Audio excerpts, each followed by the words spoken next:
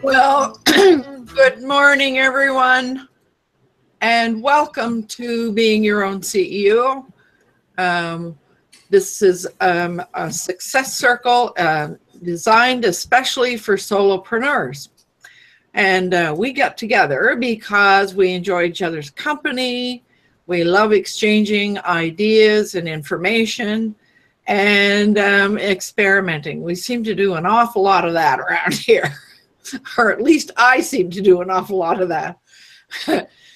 We all give and receive support, definitely.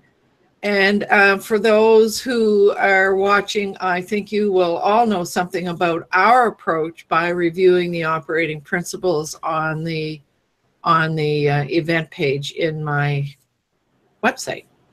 My name is Lowell Ann, and I've been in business a long time, helping people get to where they want to go. So our viewers will like to know something about the participants in the green room. So let's do some introductions.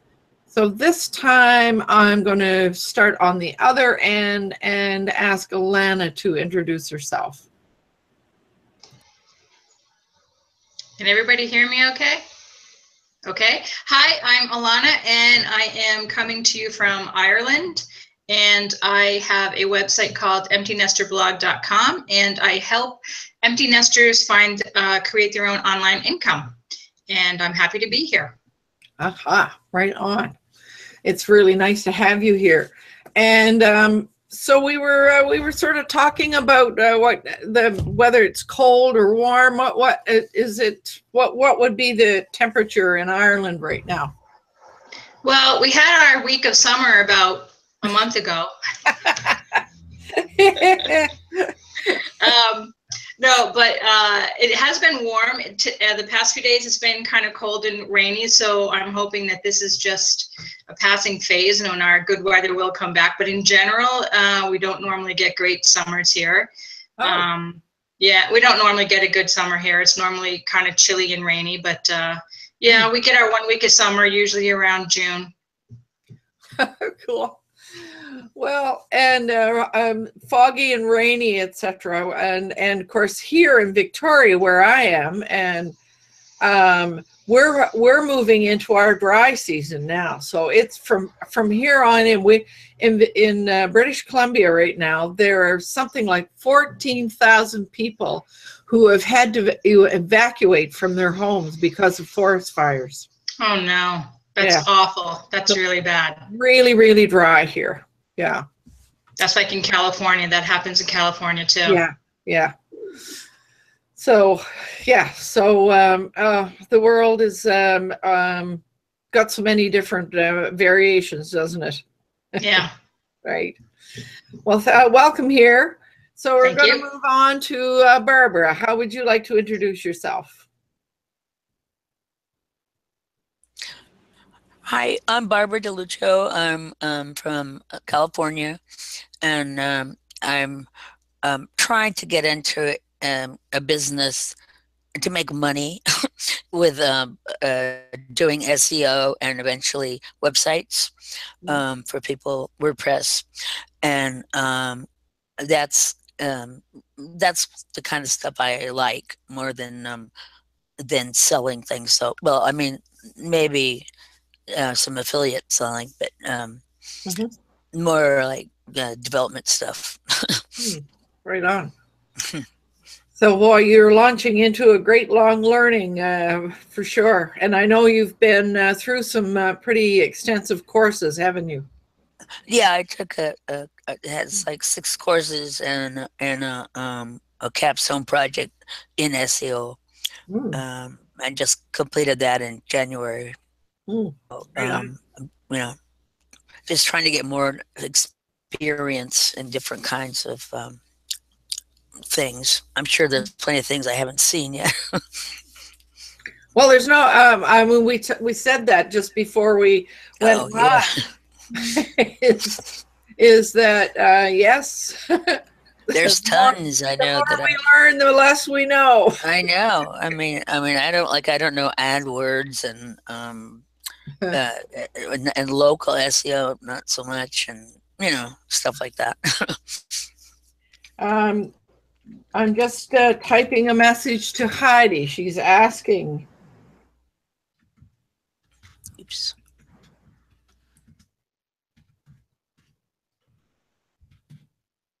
Okay. So, Bill, you're next in line. How would you like to introduce yourself? Good day, everyone. That should cover all of the time zones. My name is Bill. I'm from Belize. My website is billdoesbelize.com, and I'm presently working on a new one called Google Toolbox, where I hope to share what I've learned over the last couple of years on how to use the basic tools of Google to increase productivity in your business. And we are actually just going into the rainy season here about a month ago. So it's actually quite cool. It's only about 94 degrees this week. You consider 94 cool? Oh dear. It's all relevant or relative. When we Relative, first moved here, when it got down to 72 or 68 overnight, it was just kind of a nice, refreshing time to sleep. Now when it gets down to 68, I'm looking for the wool blanket. Oh yeah. Yeah, your body does acclimatize. There's no question. Oh dear. That reminds me of when I lived up north in the Arctic. I mean, I used to still do my morning walks even though it was minus 40 Celsius. Yeah. And your body does acclimatize to some degree. Yeah. Yeah. Well, you know what they say, it's a drier cold up there. Yeah. That's true.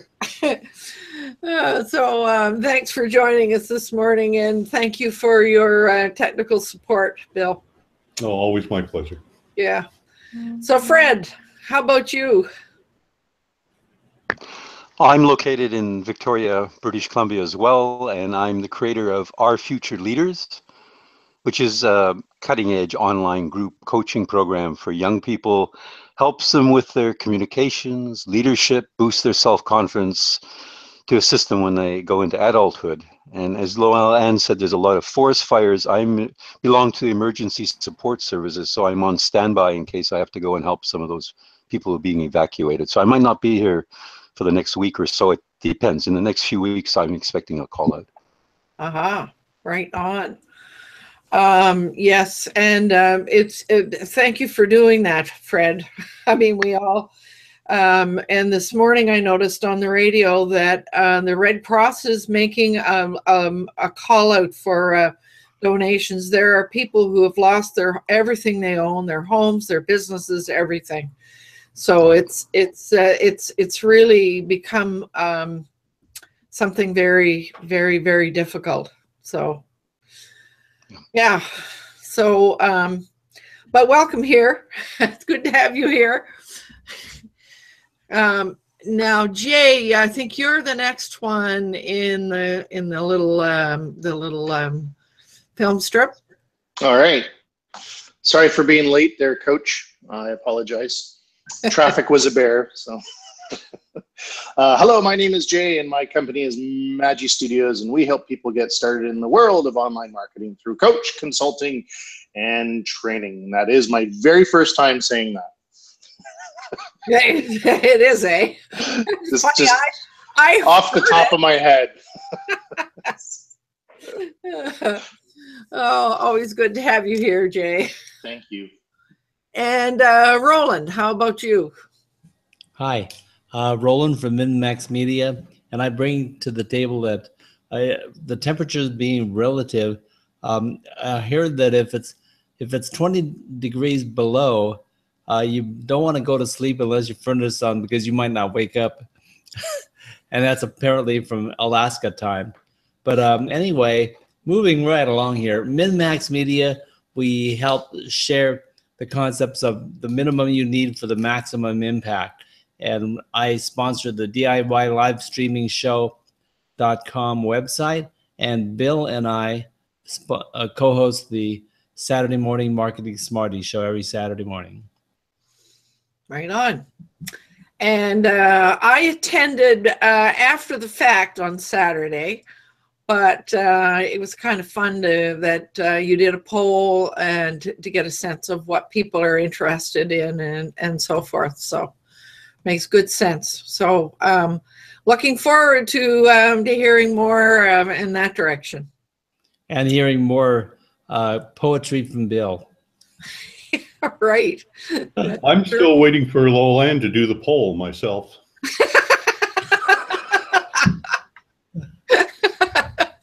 Now that's an inside joke, you guys. We're not going there anymore.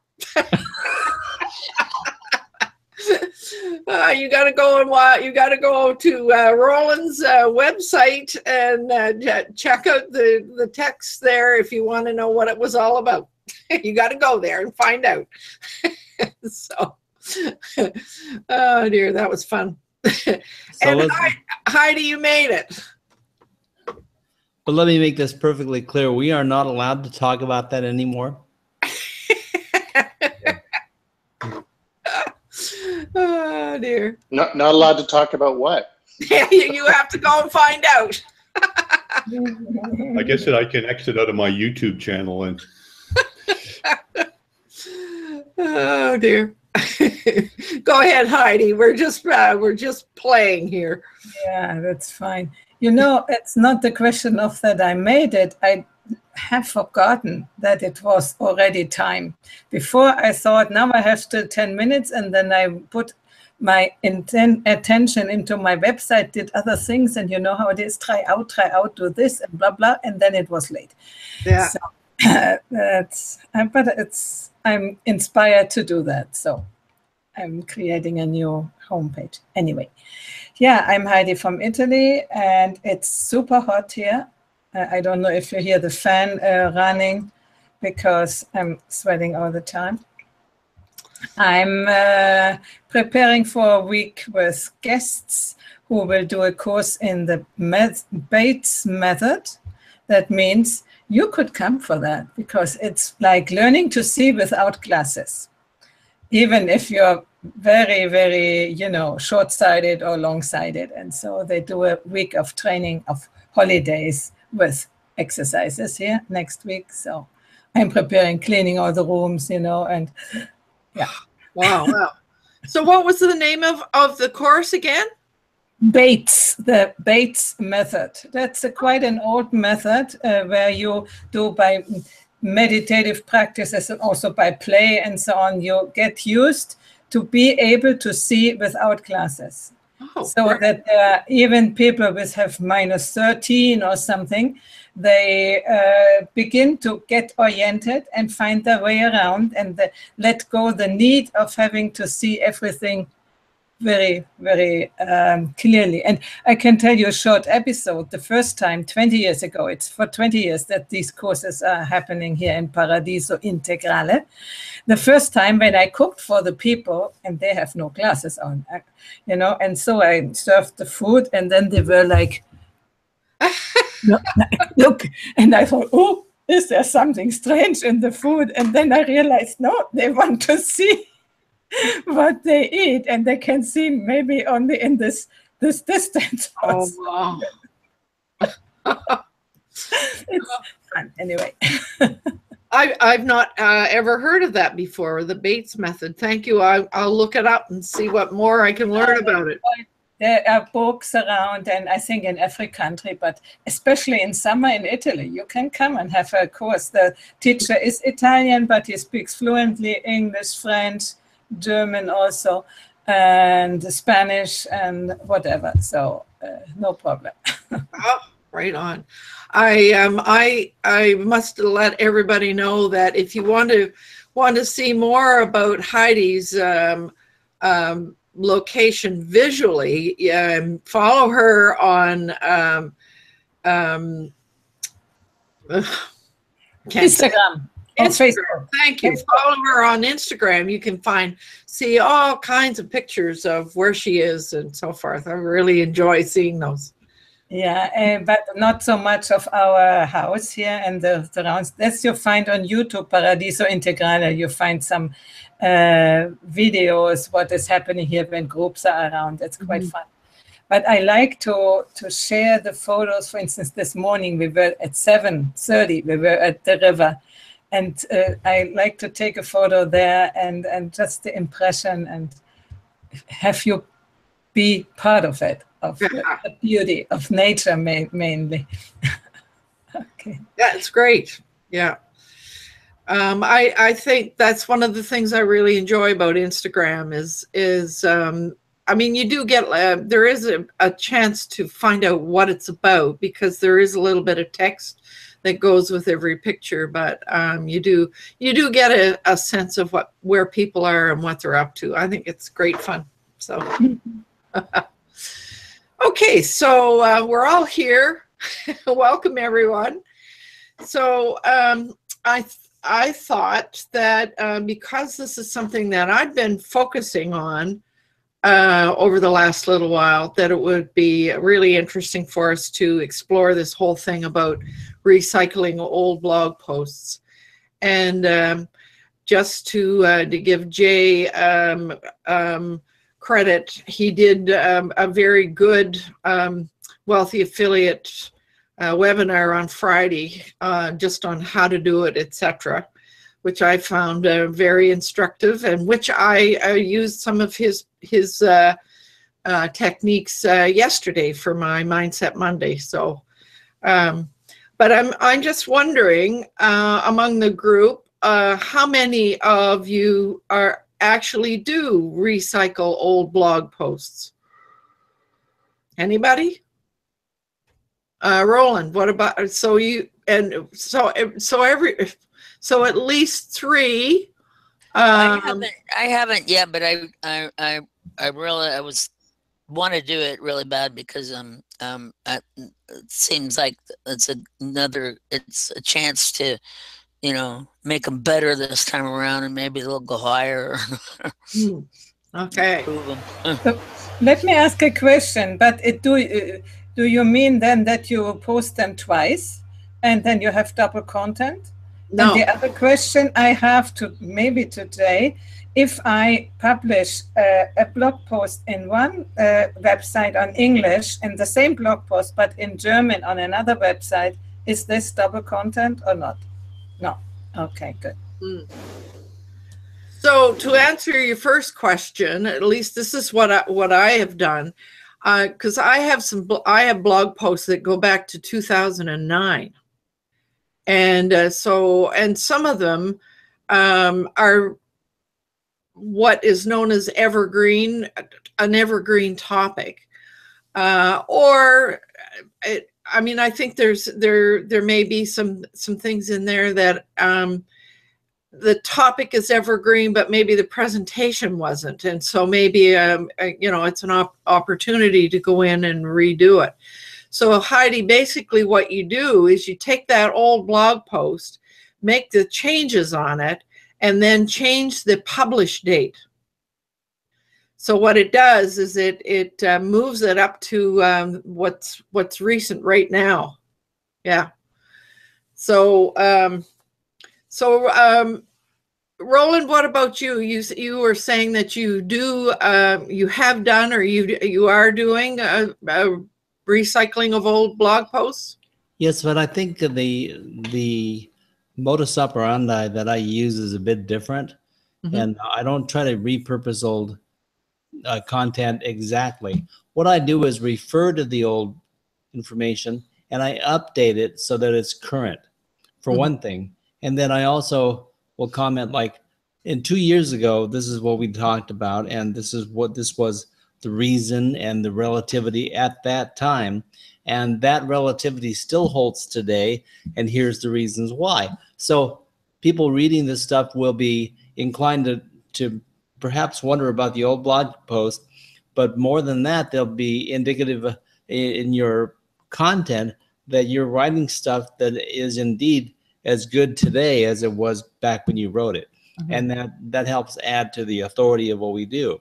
If you're talking about something and it's no longer valid or relevant, that's a wasted article after a year or 2 years or whatever. But if you're working on principles that are as you say evergreen, then we can still talk about it today and give it a current relevance, and that's what I do. Okay, so you publish a new post referring back to an old post.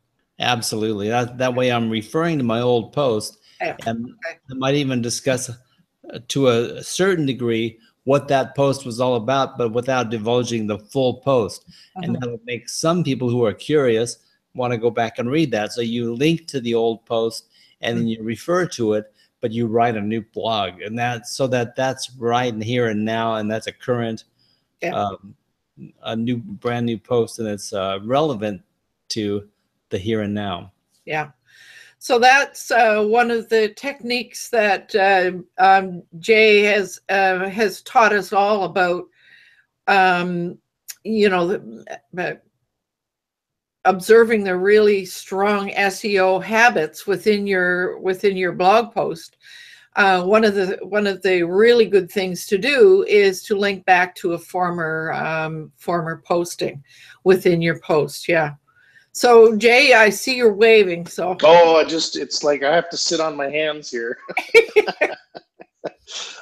So throughout our conversation, which is absolutely glorious, by the way, we've been throwing out a few different terms, and I would like to just, if it's okay with everyone, just kind of clarify which each of these terms mean. That's a good idea. In case not everyone might know what it means. Okay.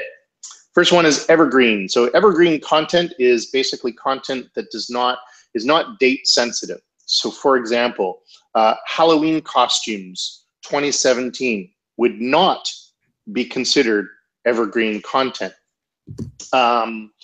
How to sew a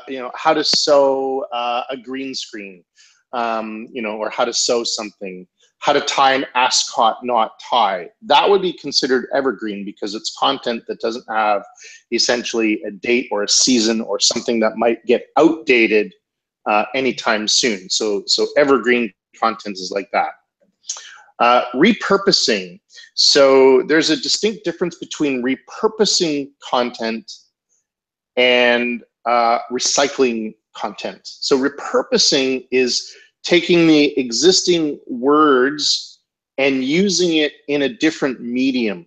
So for example, taking an evergreen piece of content and turning it into a YouTube video, or taking an existing evergreen piece of content and turning it into a PowerPoint presentation, a podcast, an interview series, breaking it up into additional pieces of content, and so on and so forth. So it's essentially not reviving that old piece of content, but it's actually taking the existing piece and replicating it, but in a different medium. Internal link. So as what we just said, internal link is linking from one of your blog posts to another of your blog posts within the same domain. So it's like article A to article B within domain A. Recycling. So recycling, basically, what I think the whole premise of what we were originally talking about is basically taking an older piece of your content that is not outdated, okay, meaning it's still evergreen, but it's just old and it's not really ranking in the search engines. Taking that existing piece and updating the date stamp to it, so as to when it was created, updating the meta title, the meta descript, like all of these different things within the content, and then updating that, and then letting Google know about that you've updated this within Google Search Console. So those are, what do we got? Four different terms that I think we talked about. So evergreen, not old, not date stamped, repurposing, taking existing content and putting it into a different format, internal linking from post A to post B on domain A, recycling, taking an existing old piece of content that's still evergreen and updating it so that it gets a little bit of a rank boost. And we might share with everyone that as you demonstrated in Friday's webinar, Jay showed that link within the search engine, the SERPs, and before and after, so you could see how it updated, and that way, if you are ranking for something and you want a little bit more traffic, that's a good idea to do that. But sometimes even by updating and so forth, you can get a better rank. So, yeah, it's now sitting at, it was sitting at number 4 or 5, that particular post. It's now pretty solid at number 1. Really? So yeah, I just updated the webinar comments to let everyone know with the screenshot and stuff. So. Yeah. Hey, Jay, have you heard, or anyone have you heard of something having to do with like internal linking silos or something like that? That doesn't sound like a term. No, it's a term. It's a term. Well, I'm happy to answer that question. I would like to address Roland, and he had his hand up sure. before you asked. So, but I'll certainly answer that at a good time here today. Yeah. Okay.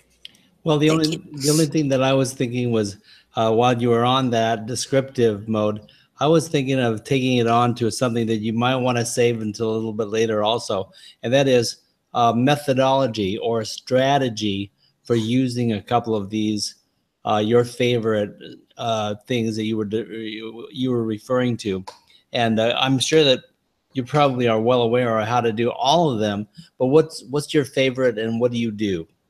So that was my question. I was going to push the envelope on you a little bit. And I think Heidi was waving as well. So yeah. Heidi, did you have a question? Thanks, Charlie Rose.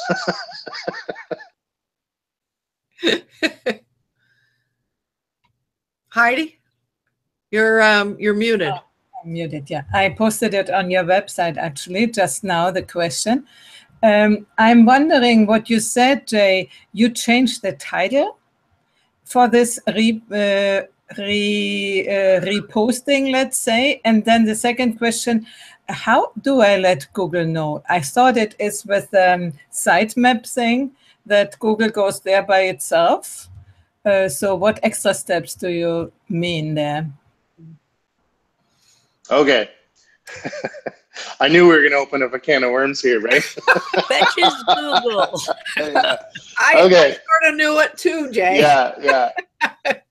Okay, so and it's funny because I actually kind of stopped myself when I started saying meta title, meta description, because then would have to describe that. So Heidi, specifically, when I said title, I was referring to the meta title. So it's the little piece that gets shown inside the search engines. Okay, so it's if you're using all-in-one SEO, or if you're using Yoast, that SEO tool that allows you to create a meta title and a meta description. So just quickly, meta title, meta descriptions are synopsis of your synopsi. What's the plural of that? Yeah, synopsi of your article. So it's or an abstract. So it's a title and it's a short description of your article, and where that will end up going in most cases is within the search engine results. So if I Google, hypothetically speaking, if I were to Google Paradiso blah blah blah blah as to whatever, thank you.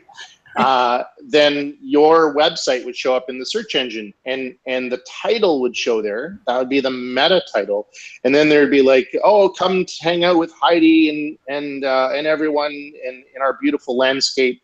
Call today.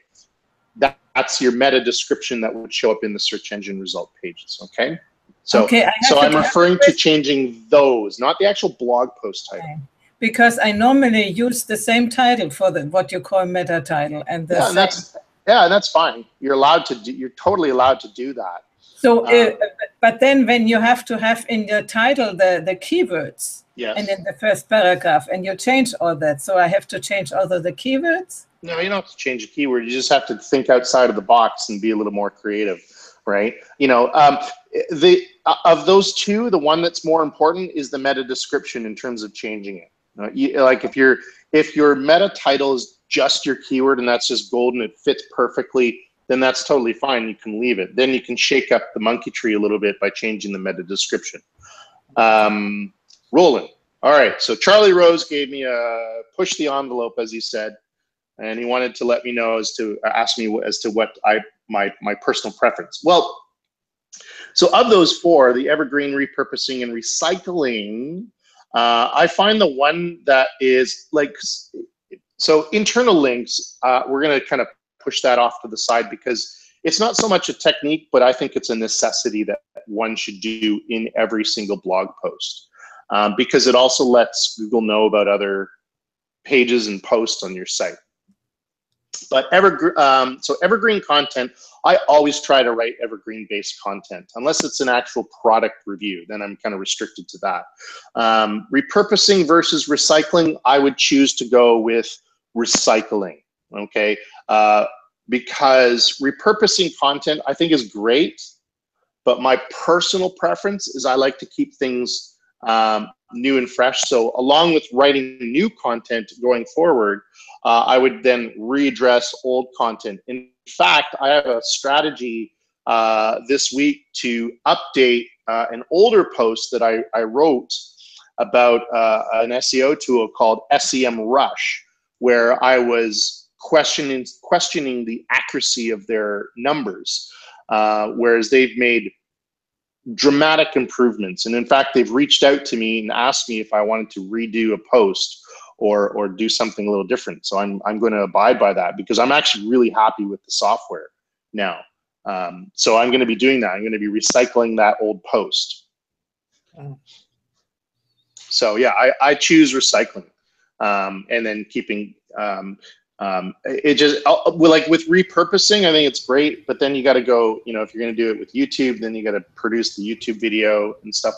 And there's nothing wrong with that, but that's just my personal preference. That's my best workflow, is because I'm not disrupting the actual workflow. I'm not changing the medium, right? Because when you change the medium, you are then obligated to market that particular medium. And that's a whole different type of thing. So the difference between SEO for organic search and SEO for YouTube, they're two completely different things, and they're two completely different strategies. So I prefer to kind of keep that even keel of workflow and go with that. Thank you. And I pretty much appreciate what you described as your tendency to your loss for words, your chosen methodology, because I think it's similar or reinforcing on what I choose to do also. I have one final question for you, and that is, if you're going to repurpose and you're going to, not so much recycling, but repurposing is actually the sidestep from what we've been talking about. I find that video gives me maybe the most options for repurposing. And so, which is why I've been focusing on video in particular, because it gives me the step down alternatives to repurpose the content that some of the other formats do not allow without additional amounts of work. Yeah, I agree with that, because with the YouTube video, you can also embed that existing that existing video on that post, which then serves as recycling in itself, right? because you're actually shaking that monkey tree a little bit, and you're actually changing the content a little bit, which I think is great. And that's something you actually want to do. And one thing I didn't mention about recycling content is also, I think, well, I mean, I think we'll get into the process. I'm happy to give everyone a quick list as to what you should do to recycle content. But you also want to be changing some of the words within the first paragraph of the content, almost like an editor's notes, you know, or editor's comment or something like that, you know, or editorial feedback or something like that, you know. So, but yeah, I think the doing a YouTube video, I think is totally fine, as long as the subject at hand is suitable for YouTube, you know.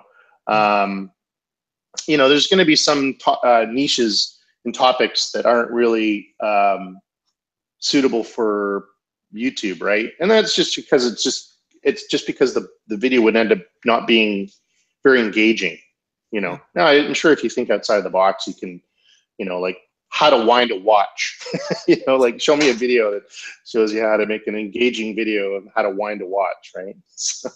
So Jay, before we, because you're right that everybody's going to want to kind of get a sense of the steps, and those are valuable to know.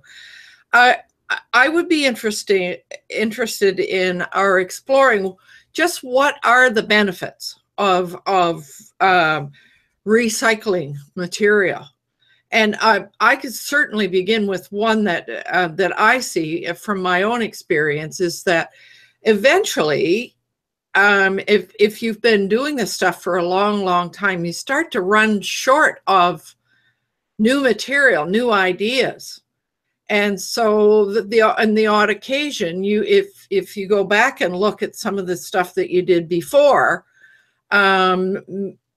maybe there is a way to update it or make it more desirable. So, and I mean, as I look at some of my old stuff, in relation to what I now know about writing blogs, there's a golden opportunity, I think, for me to go in and redo them. So that's one of the benefits for me. And I don't know about everybody else, whether you see other benefits or not. Yeah. So I mean, you know, changing a blog post or recycling, or as I like to call it, giving it a new life. Yeah. It's going to serve several different needs, okay? And it's going to help improve traffic. It could help improve getting more comments. You can get a ranking boost in the search engines. You get a conversion boost, meaning that you know, because every blog post or everyone's blog or website serves a different purpose. Fred wants people to sign up to his group, right? He wants youth, so that's a different audience. I want people to buy stuff. So Fred and I serve a different purpose with our website. So in terms of a conversion, so with Fred's conversions, it would be like phone calls or people filling out a form, right? And this is just a hypothesis here, but and mine is getting people to click on a link to sign up to something or to buy something. So a conversion is the end result of what you want people to do. So you're certainly going to get a conversion boost, you know, when you have a traffic boost, a comment boost, or a ranking boost, right? And then in the end, whether your sales funnel is short or long, you're going to get more sales, right? So a long sales funnel is where someone opts into your email funnel and then they buy within, say, a month's time. A short sales funnel is where someone reads a review, clicks on a link, and buys it at that point.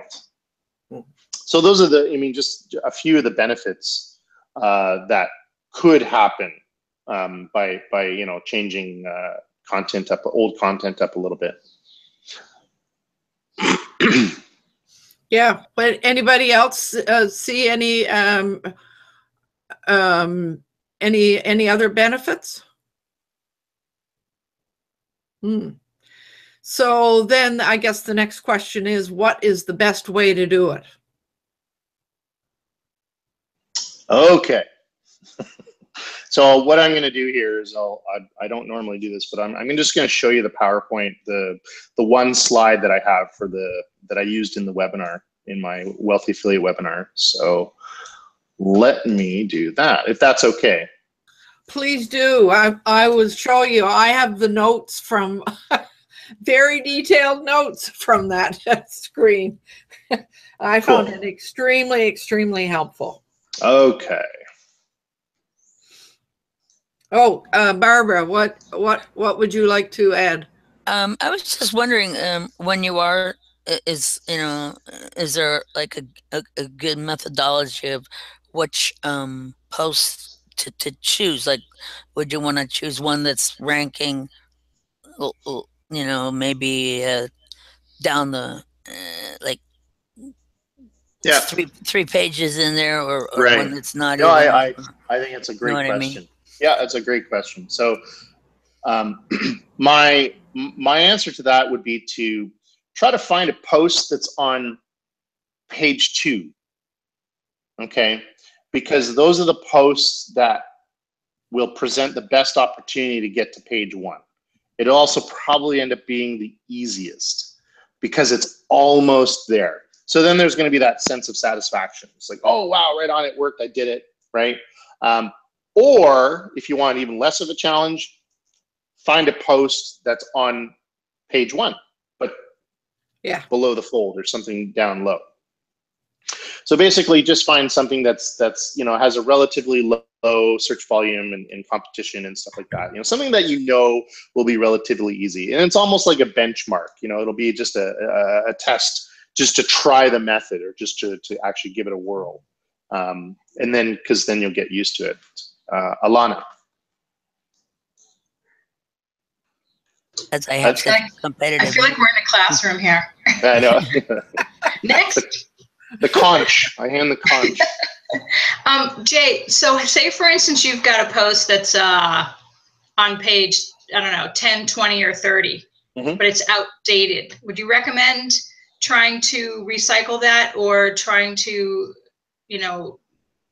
make that move up in the rankings if you think it's quality information that just needs a bit of updating? Can you elaborate how it's outdated? Well, I have posts on my site that I would say sometimes I go back and I look through them and I say, oh my God, this is absolute crap. And then I realize that the audience I am writing for may have changed or shifted. Sure. So I may want to streamline it, or I may want to target it a little better.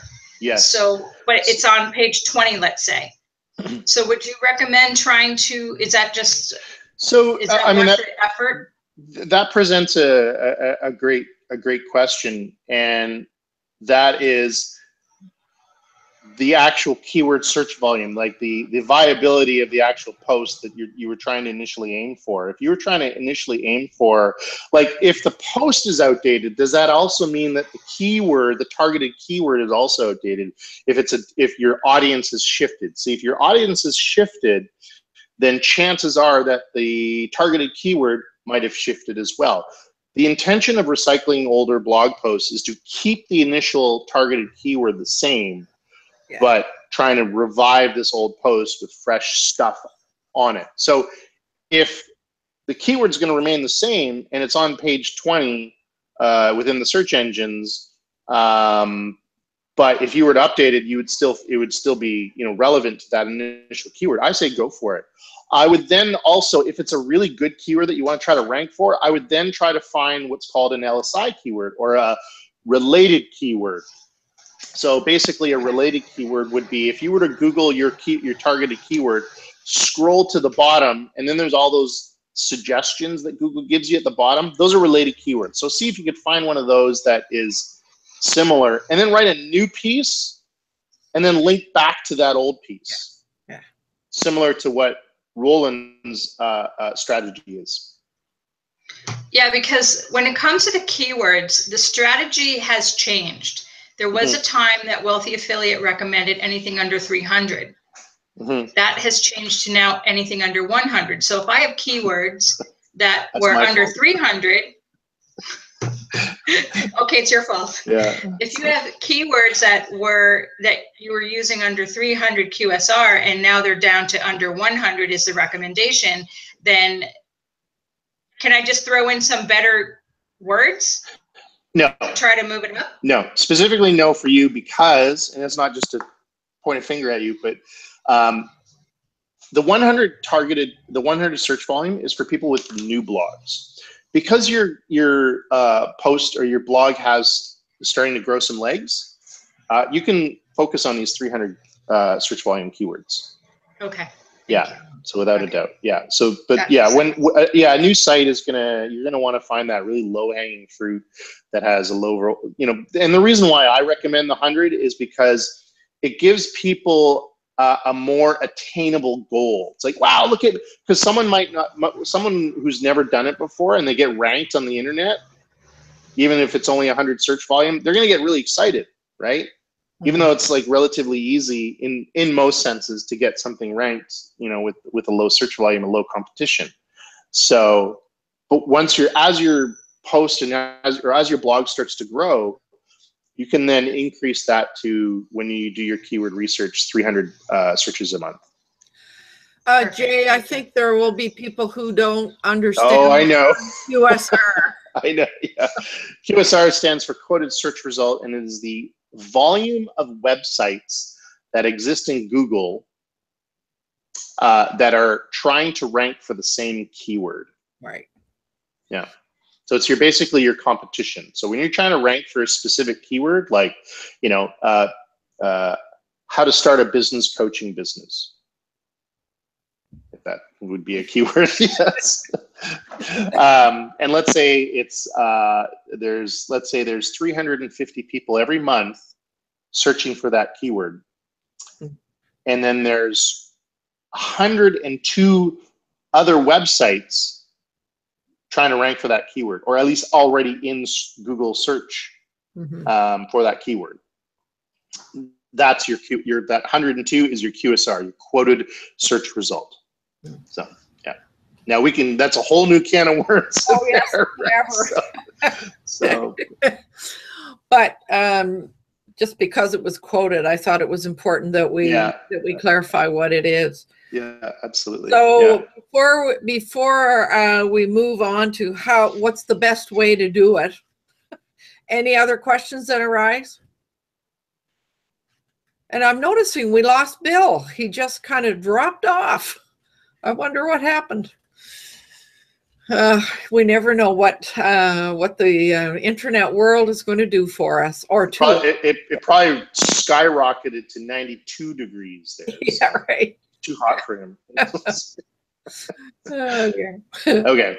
So those steps of what are the steps to do? I just found them extremely helpful. Sounds good.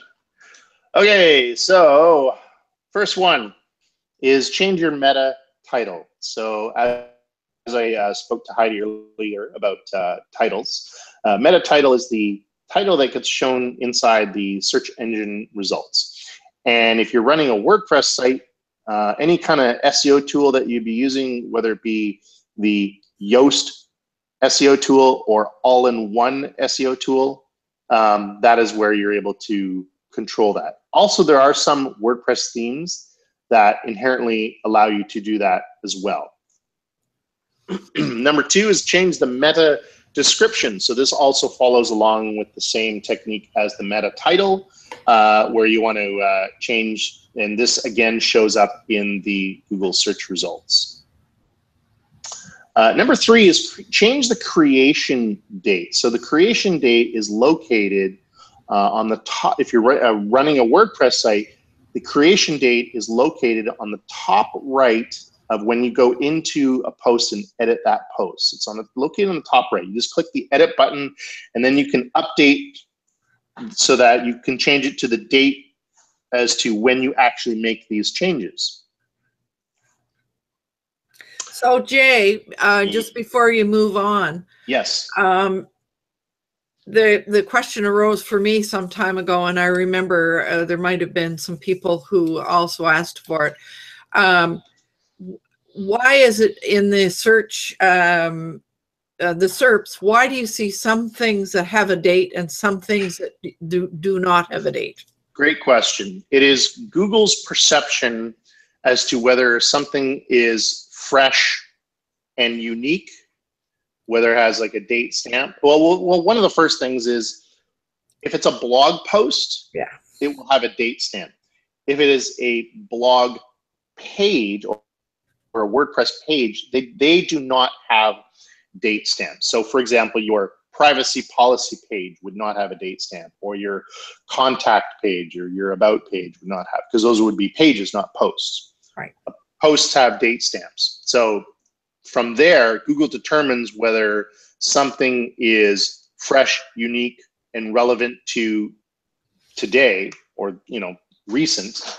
They would then, and if Google determines that, well, people will click on this based on whether this is an updated piece of content or not, they would then choose to show the date. Mm-hmm. And it is really up their discretion. So I went back and looked at mine, and it said posted 2 hours ago or something. Yes. Yeah. So, and they'll base that on your own time zone and your IP. So yeah. Okay. So Roland had a question. Is that right? Is this a good time to ask it, Roland? As far as I'm concerned, any time is a good time to ask me to ask a question. I'm sorry. Relative to what Jay is describing, the first two, meta title and the meta description, it's all right to say, go change them. But if people go to change them, what is the effect that people want to achieve in changing this data? Is there a special thing that they should be focusing on to get the best effect, and what do they want to concentrate on? Yeah, great question. So, well, first off, meta title needs to be 55 characters or less. Meta description needs to be 155 characters or less. So you need to keep that into consideration. Now, many times when people go back and recycle old blog posts, many times they don't have a meta title or they don't have a meta description. So that's one reason, is to add one. Now, let's say they already did. And when you change it, Google sees that you've changed it because they've got a comparable database. So they will read and they'll do a cross analysis of the old metadata. And they go, oh, well, this is different. So this must be updated. So it's like a gateway, if you will, to let Google know, oh, hey, Google, this is new content, even though it's an older blog post, check it out. And then it'll continue to spider it. And also it depends on, like, there's, I mean, I can go on and on. Like when you initially put the meta title and the meta description, maybe Google had a different algorithm set up where it had authorship with the image, and maybe they said, click my image to see more posts about me or something like that, right? So it might be something that's outdated related to a Google algorithmic change. Go ahead, Roland. No, I thank you very much, because I had a pretty good idea already, but I think it's really helpful for people to see the mechanics of what goes on. If they're going to change these things, what the effect is and what the results could be. And it's all related to what they're trying to do. So they got to see that these things are triggers to get the job done. Right. So I think it's really good. Thank you. Yeah, you're welcome. And Jay, what I noticed about, for example, changing the meta title, especially if your title was your keyword that you were trying to rank for, well, then you can always add something that would enhance that keyword. Yes. So you wouldn't necessarily go in and change it all together. You could just add to it. Yes, absolutely. Yeah, and as long as it fits within that 55 character realm, I think it's because then what happens is it just gets cut off within the search results. So yeah, absolutely. All right, shall I continue? Yeah, please. All right. Okay, so number 4, change the first paragraph of content. So there's a couple options here. You can change the content of the first paragraph. you can add a new paragraph and push that one down, or do both. Create a new paragraph and change what used to be the first paragraph, which is now the second paragraph. Okay. Again, it's one of those, it's a gateway to let Google know that this has changed. Okay. So yeah, so I mean, it's up, and it's obviously relevant to the actual blog post. Sometimes, you know, it just seems easier to write a new paragraph and then change the old one so that it doesn't seem like it was the first paragraph. So yeah, absolutely. Number 5, ensure you have a social image. Now, I can guarantee that probably 85% of the people who update old blog posts would not have a social image. Now, what a social image is, do you want me to show you? Would that just be easier? Okay. Sure.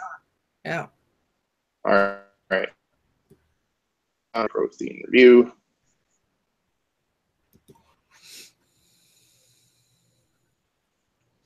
So the social image, how is that different, Jay, from the what's the name of the other image that you add to each blog post? It's down in the right hand corner. Featured image. How is that different, or is it different? Well, it's kind of dependent on their theme setup.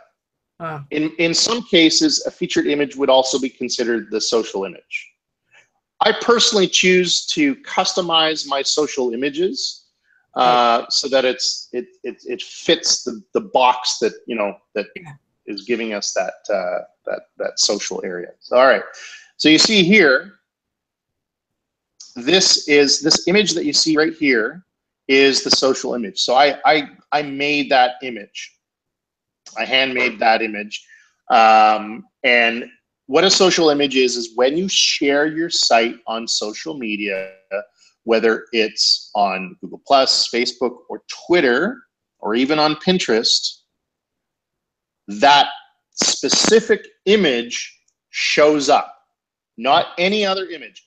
You're saying, hey, social media platform, please show this image, not anyone else, or not anything else.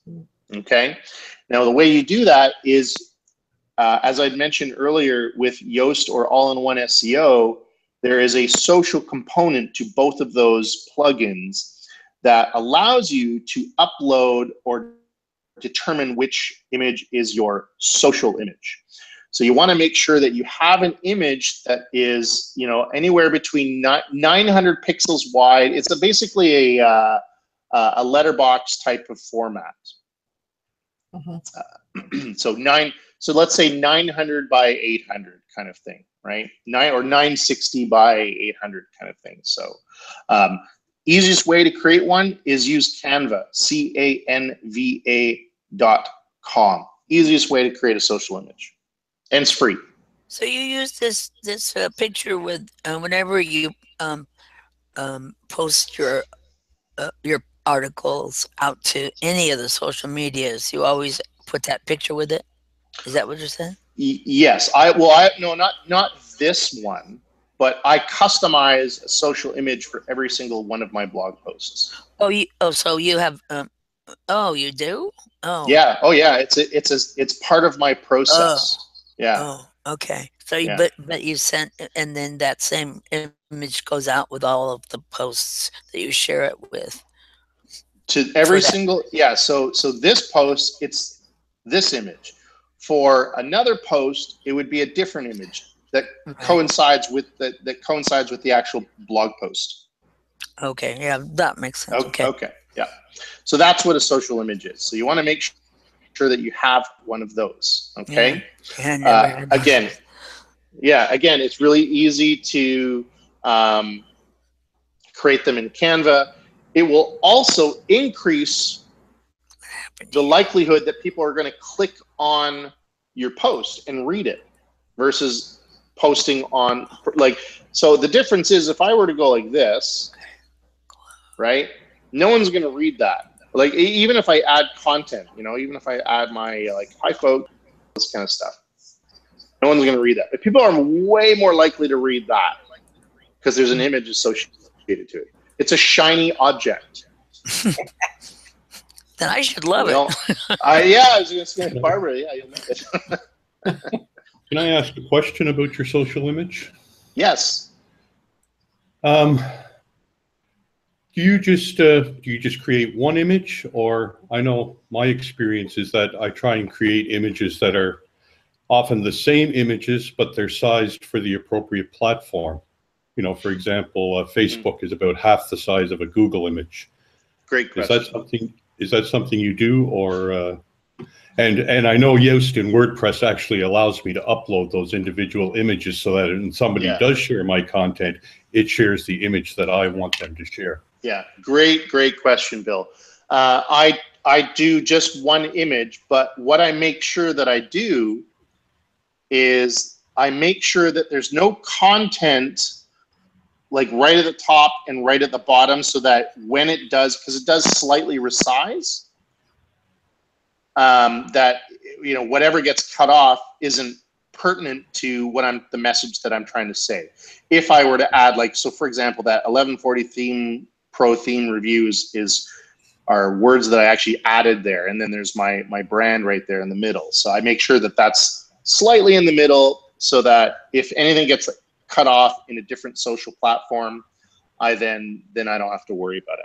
So, but yeah, that's a great question. And if someone wanted to spend that time to do that, by all means, I think it's a great idea.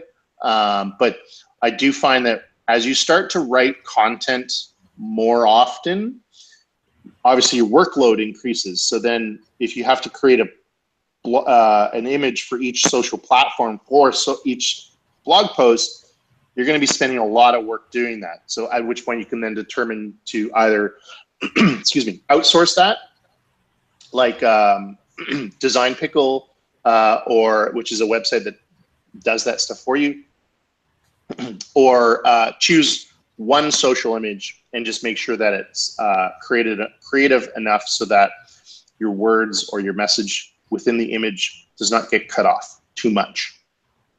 Right. All right. Thank you. You're welcome.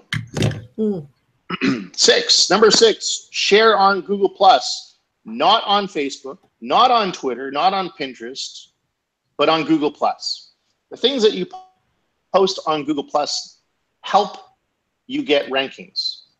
I know that's a bold statement, but it's, in my experience, I don't post anywhere else except Google+. Because it's Google. So, and my strategy is organic marketing with Google. So that is all I post on, right? And then I'll just let traffic go ahead and post on other social media or platforms if they wish. But my specific strategy is to actually do it on Google+. So within this 7-step checklist, share it on Google+. And when you do that,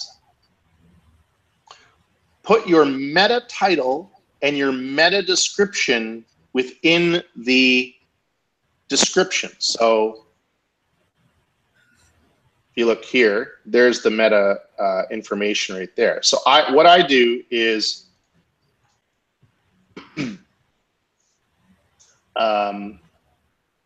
I write, so it's 1140 Pro review. I'd say it's a best theme for affiliate site. So as you're doing that, Jay, I tried that methodology. I have tried it a couple of times, and I noticed it got picked up in the regular Google search. Yes. By putting the meta title and the meta description up there at the very beginning seems to have a very favorable effect.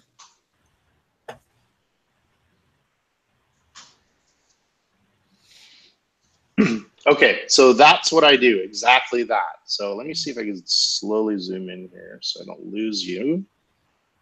There we go. Okay. So the part that I'm going to highlight is the meta title of the actual article. part that I'm now highlighting is the actual meta description of the article. So what I do in the meta title, for those of you who know how to format inside Google+, by placing asterisks at the beginning and end of something, will end up making this bold. Okay. From there,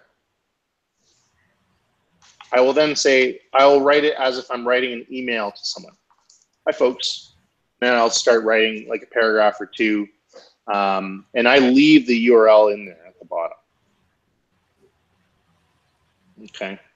So the effect is the following. So here, let me zoom out. Go ahead and post that.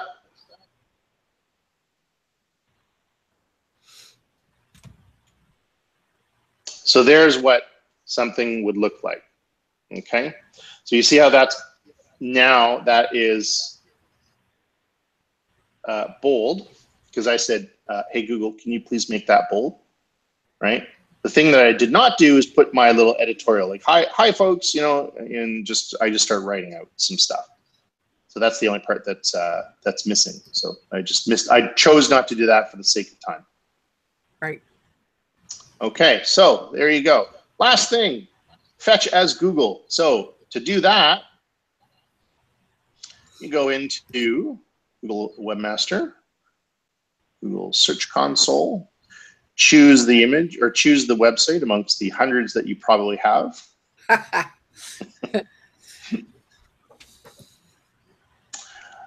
You go crawl, fetch as Google. And you then put in the URL that you want to get Google to come back and visit. And you press the fetch button. And then in here, what will happen here, oops, sorry, let me go back there. There'll be a button that says request indexing. You then click that, and then another little pop-up will show up and say, it'll ask you, well, do you want us to look at just that post, or do you want us to look at that post and any kind of links that you have inside that post? Choose the first one. Mm-hmm. And then it'll go index room, and then it'll just do its thing, and that's it. Okay. Now I'm sure, you know, for some people watching, maybe some of those you don't understand, and that's totally fine. I think probably maybe number 5 and number 7 may be the challenging ones for some people, and there's no harm in that, right? Mm-hmm. But yeah, I mean, if you just go ahead and do those 7 changes, that'll do it. You know, and that the effect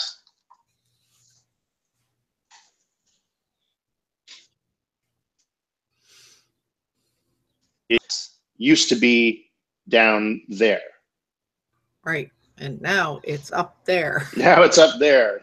Yeah. So yeah. So there's no harm in trying, you know. Worst case scenario is you get a little bit of a boost from Google, or, you know, but yeah, there's certainly no harm in doing it. You know, I find it's really good to do if you're kind of in that mode where you don't know what to write. Like you kind of go like, oh, I can't think of any ideas right now. Yep. Go out and go back and do an old blog post and update something, right? Yeah. So the other piece of that I forgot to mention is that once you've done that, if you've got your autoresponder picking up that RSS feed to send out to your list, then it's going to send out that old brand new post to your list. Yes. Yeah. So there's obviously a couple things so if you have systems in place where, you know, like you send out emails once your RSS feed gets updated. RSS feed is something that notifies things that a new blog post has come out from your site. So if you have that tied into your email marketing system, like MailChimp or Aweber or Constant Contact, it'll then automatically send a new email saying, oh, new blog post from Lao Len. Yeah. Yeah, and in most cases, I don't think you don't really need to worry about that, whether, you know, like, oh, well, they might have already read it. Well, who cares? Get them to read it again. Well, The way I reasoned that was, even if they did read it back in 2009, what's the likelihood that they would ever remember? Yeah. God forbid you sent me 2 of the same thing within, I know, 9 years. Yeah, right. That's it. Unsubscribe. That's it. Yeah, right. If we have time, I wouldn't mind sharing one other thing that I recently found out about images. Oh, please do. Yeah. I'm going to share my screen and ask everybody if they could figure out why that image, that's not my image, it was shared with somebody else's post that I shared, was flagged. The money. The serial number on the money. No, actually it was flagged because there was too much text on it. Oh, really? Oh, interesting. Oh, within Facebook, probably, right? If you did a boost post.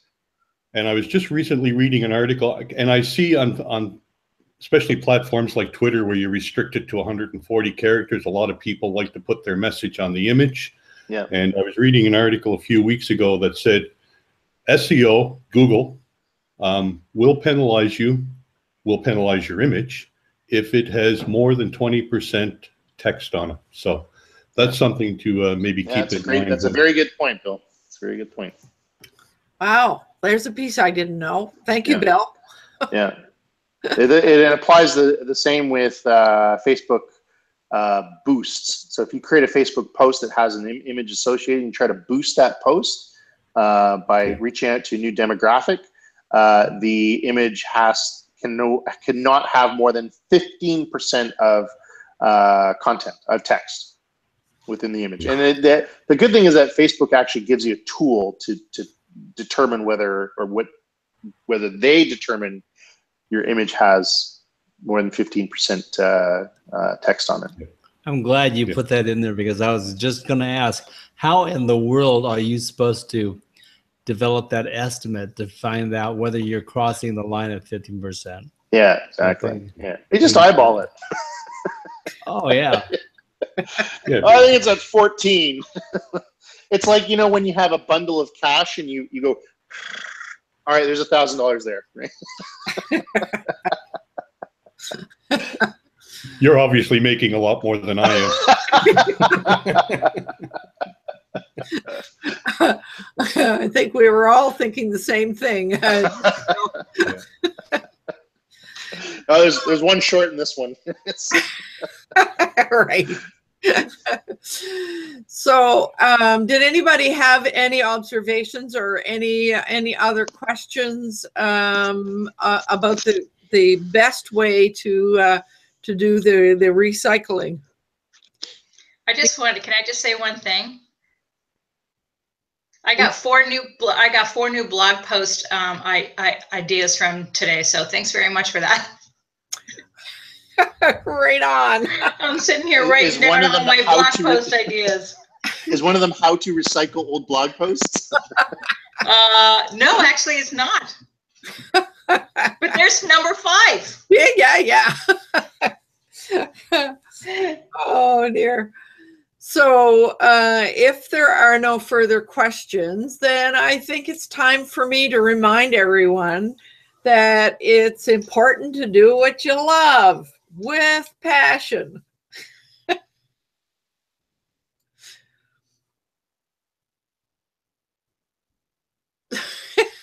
So I also think it's important to unmute oneself every once in a while. Oh dear. Wasn't that a cue? Yes, it was. But the person was muted, so he couldn't hear the cue.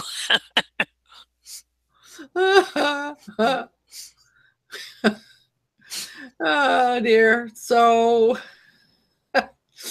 we're still trying to figure out how to do a really good We'll get there.